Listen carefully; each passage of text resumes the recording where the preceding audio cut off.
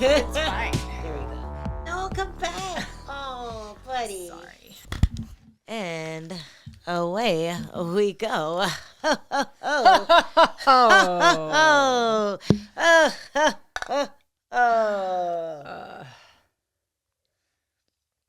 Hello, we're back With another episode of Two Straws. Two Straws. For those of you listening on Spotify and Apple Podcasts, we just clinked our multiracial Santa Claus mugs together because that's what we need these days, a little bit of harmony. You know, it doesn't hurt. It doesn't. We have a great show planned for you. Basically, you guys planned it out because I asked on YouTube what questions everyone had for us, and there were a bunch of questions. So we got a bunch of stuff to talk about. And they were good questions. They were good. Not the sexual kind that we normally get on Instagram by you degenerates. What do you like in a man? Is it me? Would you like me inside of you? Yeah. Show me your feet. Oh, my God. Can I pay for your pedicure? Actually, I wouldn't mind that. You can go ahead and do that. That's fine. That's fine. I was so pissed. Was it? Yeah, you had a fight camp. You had a fight week, and he was like, "Oh, can I pay for your pedicure?" And I was like, "Yo, let him hook me up too. Tell him your corner woman it's a also package needs." Deal. Yeah, it's a package deal. You know, we come as a set. Yeah, if you're not hooking up your girl's friends, is she even your girl? No. Like, you got to buy your girl's friends dinner at least once in your relationship. Otherwise, she's cheating on you.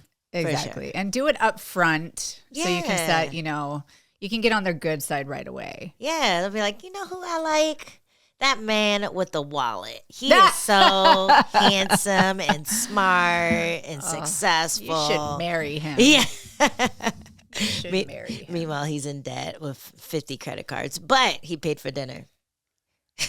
As a gentleman should. As he should. So we got some good questions. But first, Jessica has some cool stuff coming up on Christmas after. Yeah, so I'm going to Aguascalientes, Mexico. Sounds delicious. Yeah, it is. I can't wait to find something to bring back to you. Oh, yay. Yes, something voodoo-y. Oh, nice. Maybe a little Santeria-ish. They have a lot protect the house. Wait, what's Santeria-ish?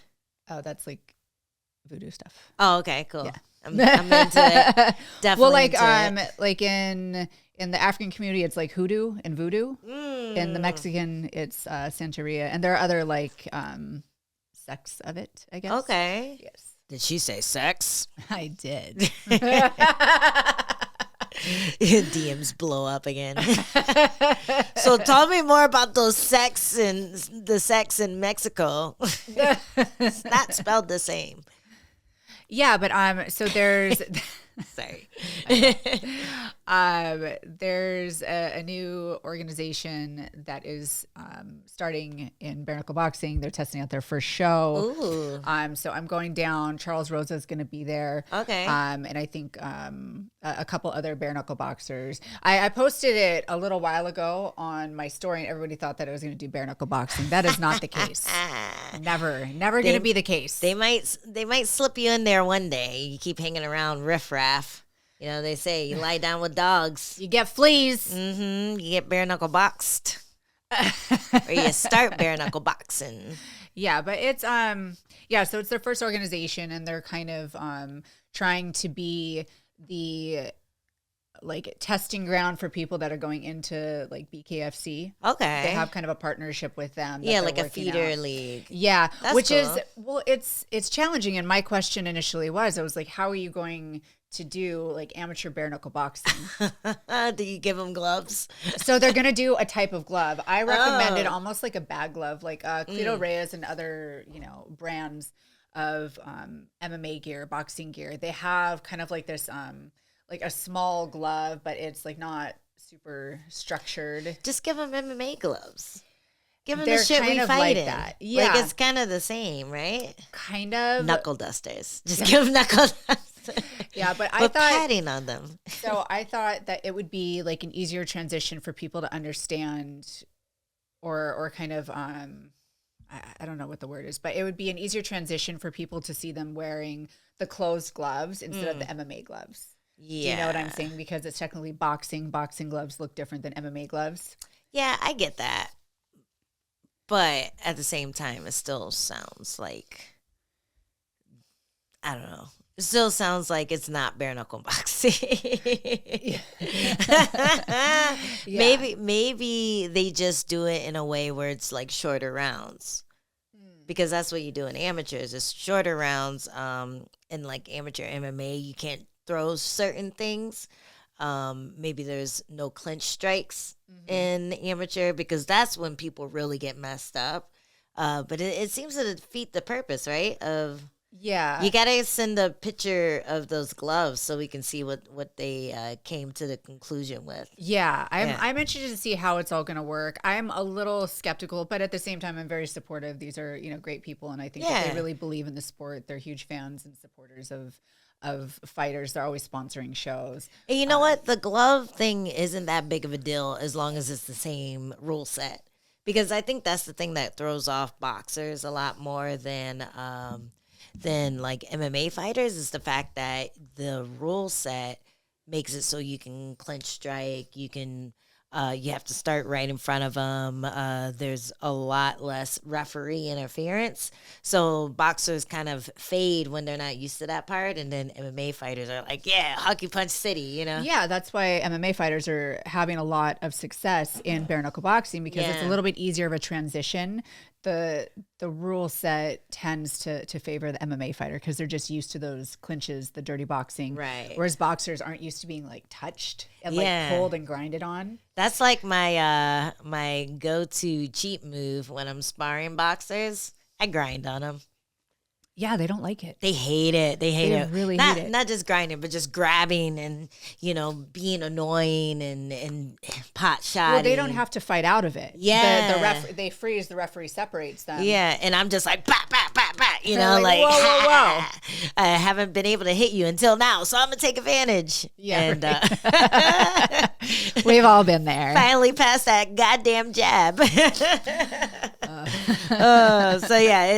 That's like our area where we can take advantage of a boxer who's used to staying long. So I'm actually on board with the gloves in the feeder league just because it's the same rule set.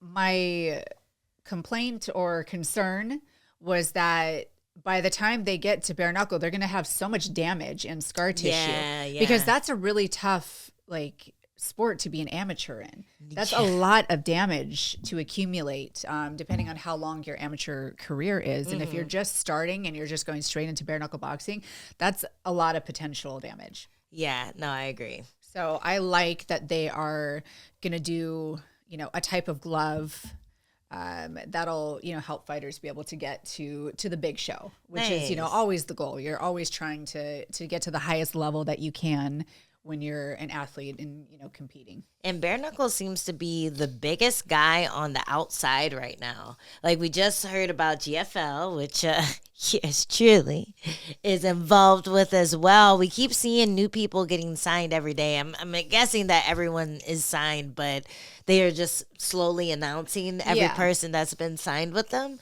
But aside from that, and the PFL is kind of slowing down. They're not really fighting the Bellator people, which was the other big guy. And those guys have only gotten half the amount of fights that they got the previous year. And then you have ONE FC where we have champions coming out of ONE FC and saying, don't go to go there. Yo. I mean, what's his name? De Ritter, actually kind of faked his retirement just to get out of the contract. That's insane. It's crazy. Smart, but I mean, I think that's only going to work once. Yeah. The jig is up. It's like the guy who escaped North Korea is like, great. Everyone you left behind is dead now. Yeah, that'll never happen again. Never gonna happen again. Never happen again. Good job. Yeah, good for you though. Not that ONE FC is North Korea, but you know what I'm saying. Basically, it seems like the outside of the UFC big show people are drying up. But BKFC is one of these promotions that, even though it's a brutal sport and it's really hard to be successful in, they're paying big paychecks, like big boy paychecks. And there aren't many places now. So it's cool to see them really growing their talent. So the prelims isn't just some kid who, has a box rack and just gets knocked out immediately because they're not used to it. Yeah. They can actually build their career towards being good at this one sport. I think it's a really important thing to have in all sports. All sports have this. You start off at a young age, you get up into a different division, you get a high school, college, and then there's the professional leagues. There's different there's the minors and the professional, there's just so many options for people. So I do like the idea that there is a place where you're not just going straight into the pros and figuring it out as you get there, and then maybe not being as successful, maybe running into some things and not knowing who you are as a fighter. Yeah. So I think that it's a great idea. No, me too. I'm excited for this. Is there a way to watch the event that you're going to? I will have that information as it comes. I think it's going to be on YouTube, or it's going to be like a pay-per-view on a website, but I don't have that information yet, but I will definitely keep you guys posted. And what day is that? It's on the 28th. Oh, fun. And there's no fights, so if we can watch it, yes, tune in. Yeah, we'll post it on the community tab. Yeah. And I'll keep you guys posted, and I'll try to remember. I'm so bad when I travel, not posting stories, and I just try to be really present. I never know where you are. I know. I'm like, hey, you want to film today? You're like, I'm in Guadalajara. I'm like, what? Why? Why didn't you tell me? Where's your dog? Grace is fine. It's like, all right. Yeah. I was just in Alabama. I did a walkthrough on an investment property. Ooh. Yeah, in Tuscaloosa, right near campus. Wow. Yeah. And so people call you up to check out places in other states? Yeah. So, this one is my own property. Oh, nice. Yeah. This one is my own. But through my real estate group, I have a great network of real estate agents in, cities all over the country, every state, and we have Canada and Mexico as well. So if I, want to have an investment property in Mexico or Canada or Alabama, I have that resource. So it's pretty cool. That's awesome. Yeah. I always thought about doing that because fucking San Diego, California, everywhere out here is so fucking expensive. Dude, it's insane. And I just, made the decision. I've been, wanting to have my own property, but at the same time, I'm like, I don't know where I would have it here because everything is so expensive, and it's just, I would need a cosigner, I would need all these things, I would need a lot more income coming in to qualify for something that I can have property with. Yeah. And so I just made the decision that I'm going to start the investment route and just get equity and build myself that way, and then rent in California. Nice. No, that's really smart. I kind of lucked out because my big 7 fights in 1 year stint happened right before COVID or right after COVID. But because of that, all the rates were really low, and we were able to sneak in and get a house that was way under market value. And that was my first real estate purchase. But it's if those things didn't line up, I probably wouldn't have had a house. You know what I mean? Yeah. It was perfect storm of events for me. Horrible for most people, but because of the shit that was going on, I was able to capitalize and get a property. No, you're so fortunate. And I mean, it's awesome that you had that opportunity to take it, Yeah, but most likely I shouldn't have. That shouldn't have happened. Well, it did. And I'm thankful. I'm very grateful for my fortunateness. But yeah, that's awesome. Yeah. That's really cool. So did you like it? Did you get the place? Yeah, so I did my walkthrough, and then I closed on the 31st. Ooh, so fun. Merry Christmas to me. Yeah. And then welcome over here. Yes. And then I went and looked at some other other investment properties out there too. So nice. I'm excited. Yeah. Would you ever live out there? How do you like it? I could live anywhere, to be honest. Yeah. I thought it was really pretty. Okay. I don't know if I necessarily live in Tuscaloosa just because it's like more of a college town. But I think it's a really good spot to have an investment property for sure. Yeah, There's just always college stuff going around like all the time. Yeah. Always but I thought it was really beautiful. Just a lot of green. Like everything's like foresty. It's very, I mean, it's not technically the East Coast, but it has that like East Coast vibe. Yeah, it was like South Coast, Yes. Southeast Coast. Southeast. Yeah, everything's so green and lush over there. You can imagine why the pilgrims arrived and were like, yeah, let's do this. Let's put a bunch of slaves on this. Make them grow shit for us. And cheers. Holiday cheer. But yeah, I thought it was really pretty. Yeah, I don't think I've ever been, but it seems like a nice area. Like all those like places. Where were we? Where are we? Is it like anywhere near Nashville? Ish. No. It's in that like quadrant of America, but right? yeah, it's similar. It has that kind of Nashville vibe where it's like really green and people are like a little bit friendlier there. Yeah. Like whenever I go to areas like that, I'm like, okay, I get this. Like it reminds me of Schitt's Creek. Yeah. You know, like I'm like, I could live in Schitt's Creek. I feel like I would have you could buy a motel. I could. That should be your investment. Do you know, they're like, I was looking at some apartment complexes and this is like, you know, the dream, the goal, you know, you can buy an apartment complex out there for like $1 million. What? Like 30 units. That's crazy. I'm not kidding you. No, God it's damn. insane. It's Shit, insane. That's what I should do. Yeah. I have an agent if you need help. I just need a few more fights. Yeah, exactly. I can afford one more place. Yeah. No, it's so that's the goal. Like I got into real estate and I wanted to be a landlord. I got into real estate to try and like figure things out and just learn as I go. And now I'm realizing that, or like I'm actualizing my dream of becoming a landlord. So because I can't have a boss. Shit ain't gonna work out. I'm the boss. I mean, I can take construction. I can do all this stuff, but I don't think that me working in like a corporate setting is going to be great for me or anybody else. I don't think anybody's going to have a good time. Any fighter coming from a fighter lifestyle where you were fortunate enough to be able to fight as a job, there's no hope for you. No, after you gotta you're figure done out something else. to be someone's like to be bossed by someone. Like there's no hope for that. Somebody boss. comes to my cubicle and tries to tell me what to do. Oh, you want to fight? Yeah. Sure, let's put the gloves And on. they're going to feel that energy. You won't say you want to fight, but you'll just look at them like, oh, you need those reports. I don't even know what corporate people talk about, but you need those assessment reports. All right, why don't you come get them?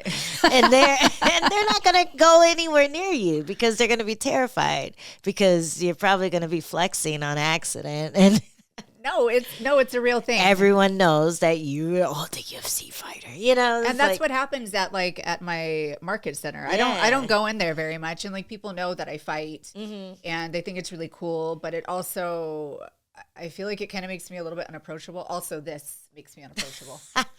The non-smiling thing, the deadpan. Yeah, I mean, I feel like with everyone though, you get away with being kind of bossy up until a certain extent. And then you remember, like at some point you make a face that makes them remember that you used to fight people for a living. And I will fight you. And they chill the fuck out. And then real quick. Nothing gets done. It's like, well, guess we're all going to go out of business because you can't handle me and I don't want to be handled. No, it's really funny when, just a non-fighter person kind of throws attitude. I'm like, really? Are you serious? That's cute. Oh, I saw this. Try again? I saw this TikTok about guys in Japan, and I forget what they were called, but they are serial shoulder bumpers. So they they'll pick out like a weak looking girl in the crowd, and they'll cut across the hallway and try to bump you with their shoulder going the opposite way. Or if they're behind you and you're kind of walking slow or you're looking at your phone or something like that, they'll go and shoulder bump you to get past you. And this is like a serial thing that's been happening in Japan. And like they've knocked girls out doing this. Like they like knock them onto the floor. Is this like a gang thing? Like It- this is no. like a group of young men? It's just like a trend of it's like chain snatching. It's like a trend of things that started happening in Japan, where like these frustrated men or young men who probably have nothing going on in their like social or romantic life, they take it out on these young women who look weak, and it's their way That of makes them being feel like a fucking misogynistic. man. Yeah, exactly. So I saw that and I'm like, oh, I wish somebody shoulder fucking bumped would. me. Like, first of all, you're gonna hurt your shoulder because I'm sturdy. Look at those fucking things.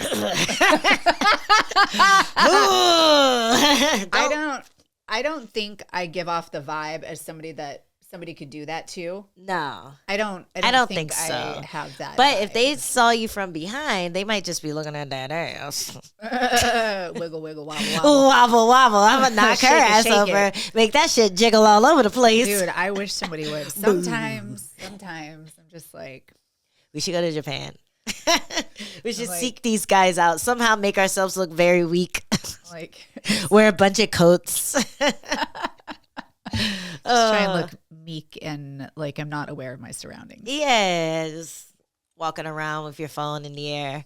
But yeah, that guy, for some reason, that reminded me of that. But I do feel like, with fighters, you got to find some way to be an entrepreneur afterwards, because it's just really hard to get a regular job. It's not just the way that your boss treats you, but it's also, if you're doing something in the service industry, it's like, oh, aren't you so-and-so? Or did you used to fight? Or aren't you random name of another black woman who fought but is not you? Like you're in the right vicinity. You're getting hotter. Now, how would you like your latte? It's just like hard. It's hard to get back out into the job scene after being, I guess, someone who's been seen on TV. Yeah, I'm very used to like a pretty flexible schedule. Yes. Yeah. I mean, I like routine in my life. I like structure, but at the same time, I need to be able to like mix and match and change things around if I need to. Yeah. I like to do my own thing at all times. If I feel sick, I like to not go into work. It's a benefit we have. Yeah, it's that's like, nice. You can't do it all the time because then you're just going to go to your fight and get beat up. But if you plan it out right, you can take the 6 days that you need and still be very successful. So I think it's a tough one for fighters to jump into. But we have a ton of fan questions, so let's jump into those. Do you have that pulled up? I do, my lady. Is there one that jumps out in your eyes? Do you want to just unwrap it like a fresh present under the tree? Right at the top. We have first CD album you bought. Oh, fuck. I should have thought about this. I saw the questions. I should have planned accordingly. I think the first CD I bought was the Lauryn Hill one. Not Miseducation. The one before that. What was the one before that? I gotta look it up. I can see that. But it's definitely Lauryn Hill. And I loved her. We like always wanted to get our teeth whitened so we could wear white outfits and we would look like her, because there was some music video that Lauryn Hill, or a photo shoot or something, where her teeth were as white as the clothes she was wearing. And she looked fucking gorgeous with her dreads and everything. Ooh. Like, she looked fucking gorgeous. I loved her. I worshipped her so hard when I was in high school. That album was definitely in my 5-disc CD changer. Hey. Along with like Wilson Phillips, Rhythm Nation, Michael Jackson. Yeah. And then who else? There was, Michael Jackson. Maybe Janet it was Jackson. a Miseducation. I think it was. That was the first album. It must have been Fugees was the first one. that I got. But then Miseducation came out right after, and I was like, yes, no more guys, only Lauryn Hill. Do you remember your very first? My very first was probably a cassette tape, and it was probably New Kids on the Block. That's how old we are. That was my first concert as well when I was in elementary school. Oh, wow. And that is probably the first. And I know if I put on those songs, I could still probably Every word. Yeah. I hear things from, high school and junior high and even elementary school, and I can still remember stuff. Yeah. It's crazy to me. The Waterfalls album. Oh, so many songs. That was the other one. TLC was another one. Yeah, on my disc. TLC for sure. Man, what else? I can't think of it. My first random ass white boy album was Creed. Dude, Creed takes a bad rap, man. They have a bad rap. People give them a lot of crap, but they're good. I thought Creed was amazing. I loved Creed. Creed and Puddle of Mud. Yes. Pardon. I got to figure out which album it is, though. But that was my first introduction to white boy music, and I thought it was pretty cool when I heard it for the first time. And then every white person I tried to vibe with afterwards, because I grew up in a very black neighborhood, mostly black high school. So when I got to college, I was like, oh yeah, do you listen to it? Because it was an art school, so it was 99% black to 99% white. So I got to college and I'm like, oh, you guys listen to Creed? And they're like, what? Should have said Nirvana or something. I was so ready to bond with my white brethren who also listened to this type of music. No. Try again. I was so out of the loop. So it is what it is. I like Creed. Yay! I think just a couple of days ago I heard their what was it, Rockstar or something like that. We all just want to be big rock stars. Wait, I don't remember that one.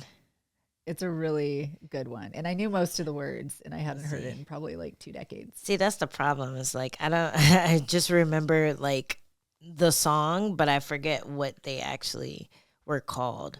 That's Nickelback. No. Oh, Nickelback. Never mind. Okay. There's a few of them. Ooh, Nerd. Nerd was one of my early CDs too.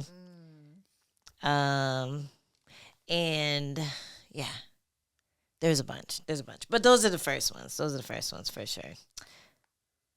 What else we got? All right. Signs of a bad fighting gym and coach. Ooh. That's a really good one. Ooh, do you want to start with this one or you want me to start?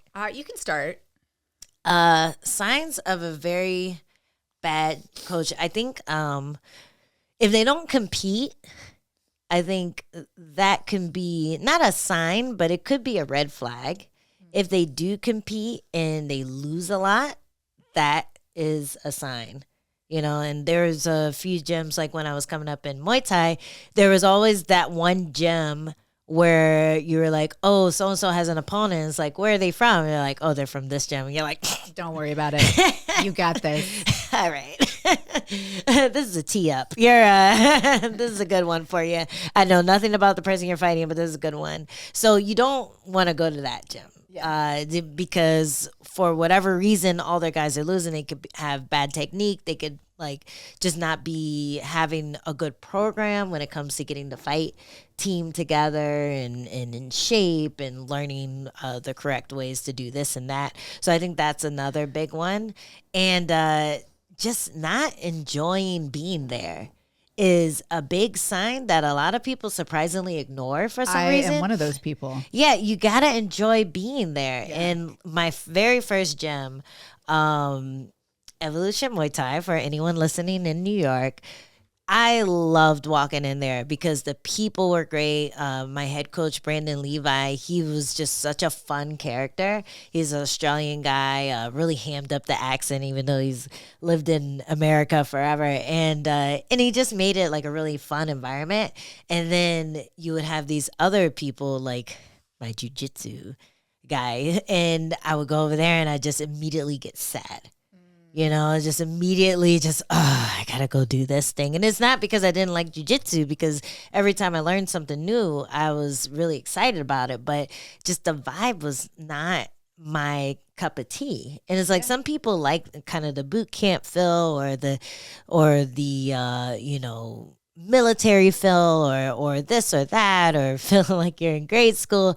And if you like that, that's great. But if you don't like it, you should probably go somewhere where you're gonna have fun going there, because it's an easy way to quit too. You're either going to quit or you're going to associate doing the thing with not liking it. Yeah.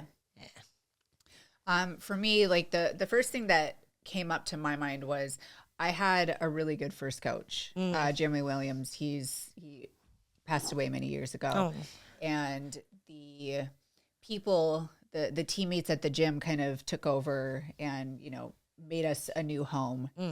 And with that, there were, new coaches coming in, and there was a very good example of a bad coach. And it was this boxing guy who talked very well. He was like a good salesman. That's another sign. Yeah. If you're a good car salesman, then you're selling me a lemon, probably. Yeah. And he was the kind of person that, would project his insecurities by trying to control his fighters. I think, especially in MMA, boxing might be different, kickboxing might be different, their jiu-jitsu might be a little bit different, but in MMA specifically, we need to be able to cross train a lot. Yeah, it's just you're never gonna get all the things you need under one gym, and I can't say never, but in my experience, that has not happened. I usually have to outsource a lot, and when a coach starts becoming controlling and negative, and then yelling because you're doing something out of his scope of control, I think that is a sign of a very bad coach.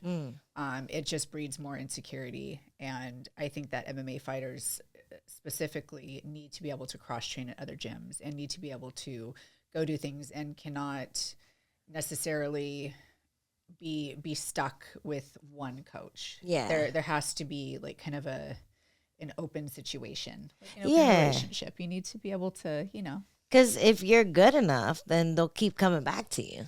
Yeah. But if you're not both a bad situations. Coach, if you're not a good coach, if you're an insecure coach, if you don't, if you think somebody's going to constantly try and leave you, you're going to do whatever you can to keep them there.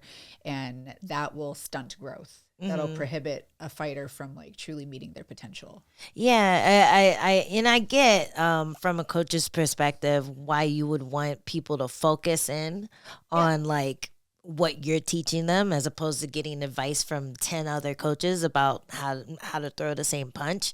But I think that there has to be an understanding that, hey, if you want to go spar here, if you want to go do whatever with these training partners, because there's more people your size here, or there's a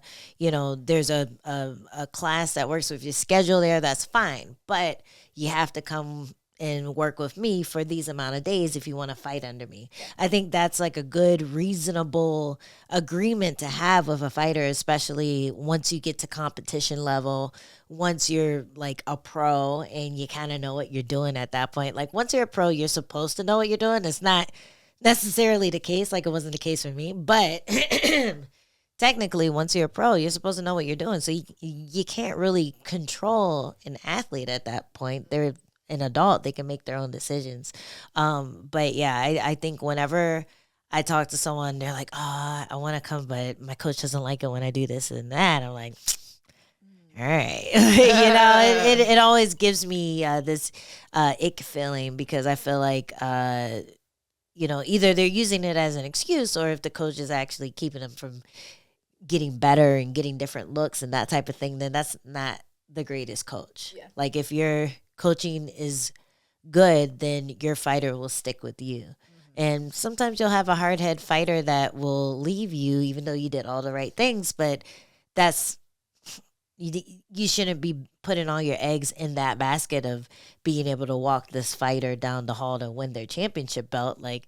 You should be focusing on your gym and just nurturing every part of the gym, and not putting all this weight on a fighter to make your gym or make you famous. And you see a lot of that too. A lot of times I get weirded out about the star coaches too, whereas like it's more about the coach being there than whoever he's like coaching.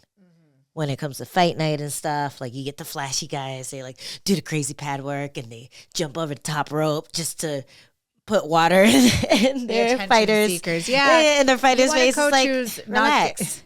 Who's not going to make it about them because especially during fight week, it's about the fighter. Like it should not be about anybody else or anything else. Like everything is about that fighter and supporting them because they're going into battle and you are there to support. So I get what you're saying about the attention seekers. Yeah, you see that a lot too. So those are our kind of red flags for a bad gym. Another thing you gotta watch out for is when the rumors start about like unprofessionalness.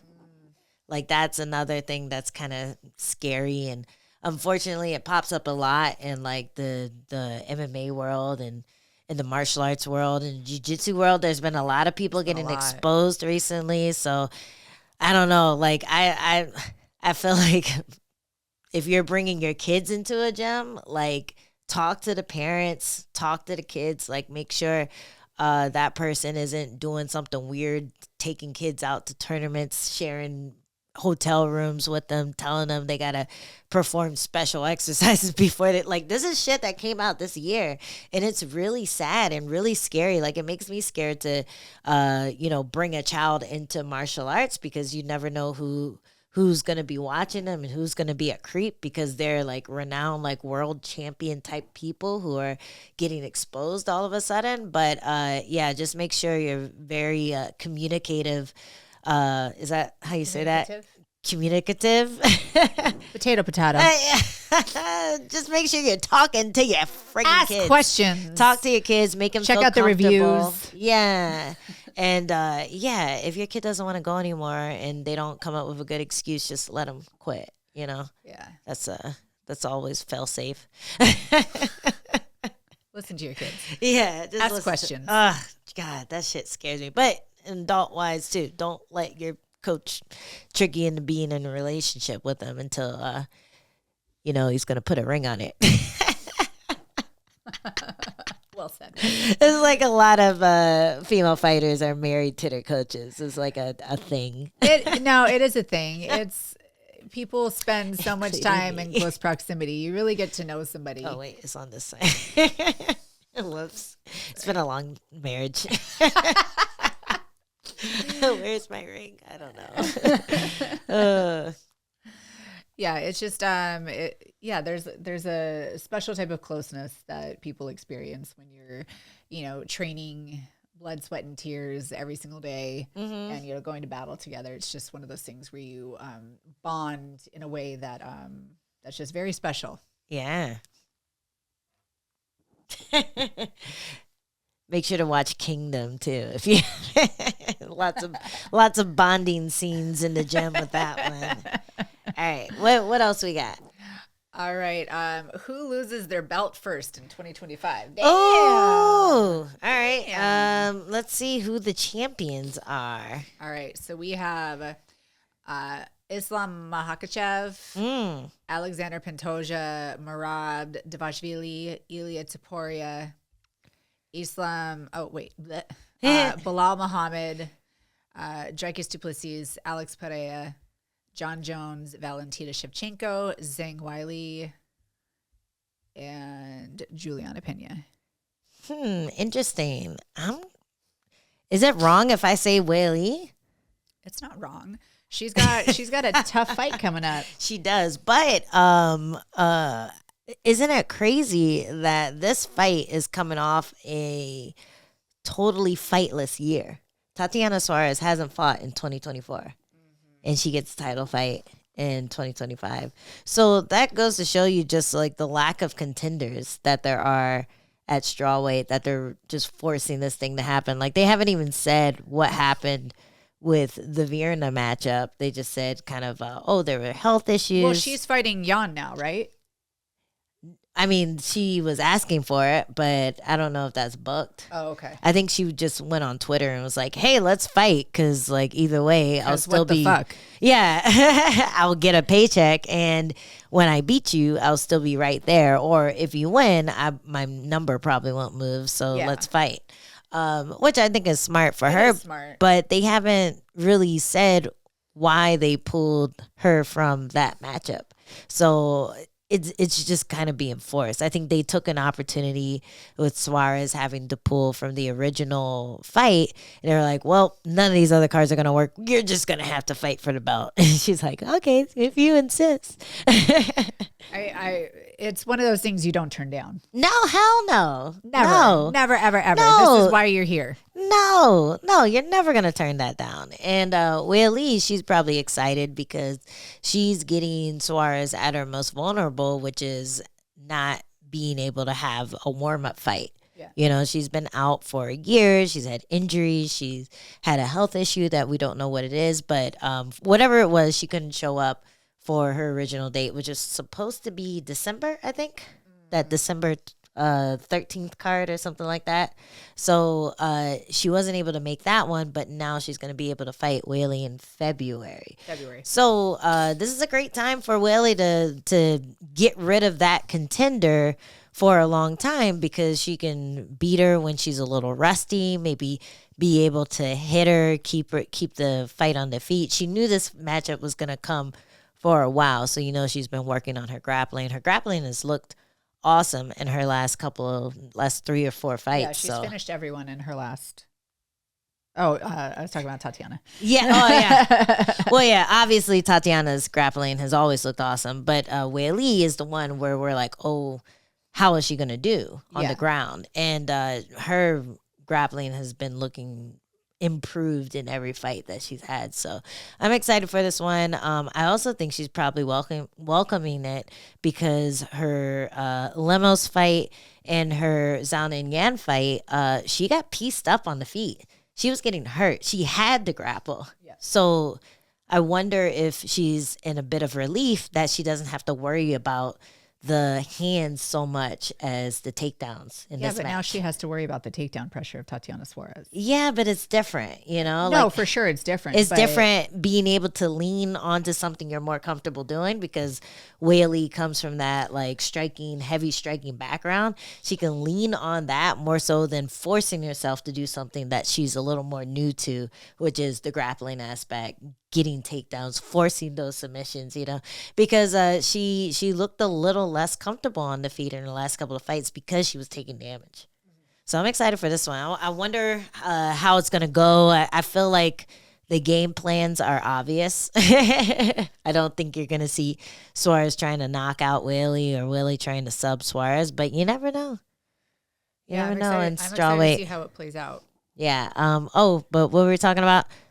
Who's going to lose their belt? I mean, if we talked about it with Rose, where you're fighting someone who wants to take it to the ground, but you shoot on them anyway, and it could just be a reaction, this is what we've been working, this punch to the takedown, and it's been working with everyone, and you can accidentally do that against the person that you don't want to go to the ground with and end up in a bad position. So I feel like there's a possibility of that happening, and we might see Weili just kind of be the creator of her own demise in a way. Remember Holly Holm versus Kayla Harris? Mm-hmm. Everyone's like, "What are you doing?" She shot on her. I was one of those people screaming that. What are you doing?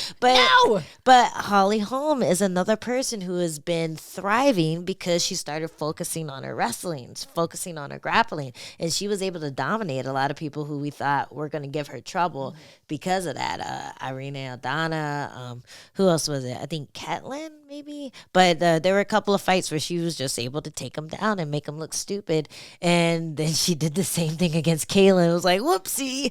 Yeah, not that one. No. Not that one. Go back to the other game plan from years ago, the one that worked against those guys. Yeah. So yeah, you never know, but human error is a big thing, and I think when you drill something for so many years because everyone's trying to come at you with a certain game plan and then you have to switch gears, it can be a little tough. Yeah, so Interesting. So I think Weili might lose her belt. Also, how about John Jones? He was going to be mine. Hey, tell me why, Jess. You John Jones hater. I am not, but I am really excited that the Tom Aspinall fight and John Jones fight could potentially happen in 2025. Ooh. I mean, we've been hearing a lot of buzz about it. Yeah. Dana says that it could potentially happen. Daddy Dana. Santa Dana has it under the tree for what us. he says happens. Hey. You know, if he says it's going to happen, it's going to happen. And if he says it's not going to happen, it's going to happen. But he said it's going to happen. So it's definitely going to happen sooner than later. Yeah. So, I mean, I think that the things that John Jones has said about him not wanting to fight are really telling. You know, he's going to have to fight somebody that is young and motivated and is fast and strong, bigger than John Jones, has been fighting at heavyweight a lot more naturally and confidently for a long time. Hasn't taken as much damage too. Has not taken as much damage. Yeah. And I mean, not that John Jones has taken a ton of damage in his fights. He's usually the dominant one, but still he's had a long career. Yeah. He's Lots been of in training. some wars. He has been in some wars. So I think that I'm just really excited to see like a potential changing of the guard here. I don't necessarily like the, young eating the old because I'm always going to root for the vets, but I'm just very intrigued by this fight. Me too, especially because he gave us such blue balls for so long. Like, we've been wanting this fight for the last 2 years. We've been wanting this fight since he destroyed his knee against Curtis Blades, so now we finally get the opportunity of this fight to happen, and everyone's super excited about it. I'm kind of leaning towards Jones on this one, though. I feel like he might be able to use his veteran savvy to upset the game. But yeah, potentially. I mean, he is the GOAT. Like, I know there's a lot of talk about Makhachev being the GOAT and stuff like that, but I think John Jones really is. Yeah. He is something special. He's something fantastic, and I love watching him fight. I think this is a really intriguing matchup. I kind of think it's rude that people call Islam Makhachev the GOAT when excuse me. Oh no. Oh God. My nose is getting stuffed. Oh no. It's Islam. He crawled up in my nose. When he's only defended the belt against Volkanovski twice. Yeah. And Like how?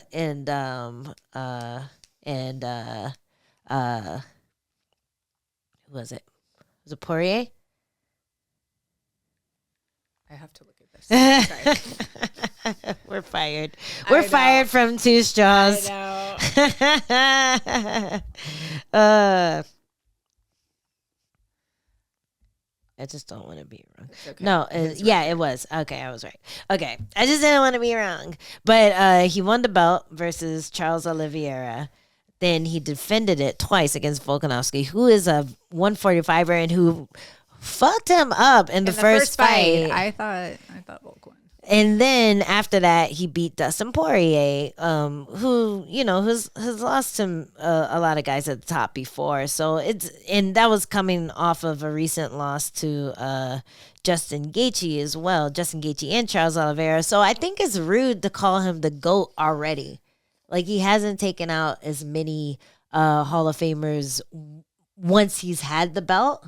Like, yeah, I feel like he has to defend it a few more times before you start with the GOAT talk. And I think the same thing happened with Khabib, where you look at the undefeatedness, or at least the almost undefeatedness, and you judge it a little differently than someone who has won a couple, lost a couple. You get distracted. Yeah, and it's like, but who has he beaten? Who's he fought? And I feel like Islam needs a few more wins at 155 against 155ers before you start with the GOAT talk. I agree. But that's not the case. That hasn't been the case.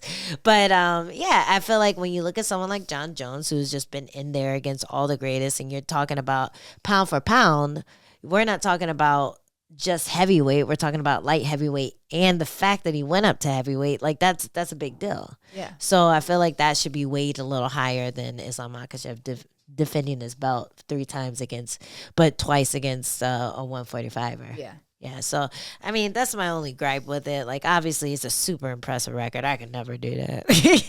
No, so I mean, please. he's up there. He belongs on the pound for pound list for sure. I just don't see it at number 1 yet. Not yet, but it's gonna happen. Yeah, yes, it's gonna happen. No, he's a stud. He's incredible. Yeah, like he's like, especially after, I think the most gripes people had with Islam being at the top was after the first Volkanovski fight. Then he just shut that up. Like, he shut that whole conversation up about Volkanovski To beating me, him. that conversation is still tainted, though, because Volk already got knocked out. Or he took the fight on short notice. Short notice, yeah. And that was just kind of a recipe for disaster. I don't think he should have taken that fight. I'm not mad at him for taking that fight, but look what it did to him. And then he came back and got knocked out against Topuria. Yeah. You know, it was just a really unfortunate and maybe poor choice for his career. I get it. I think he's amazing.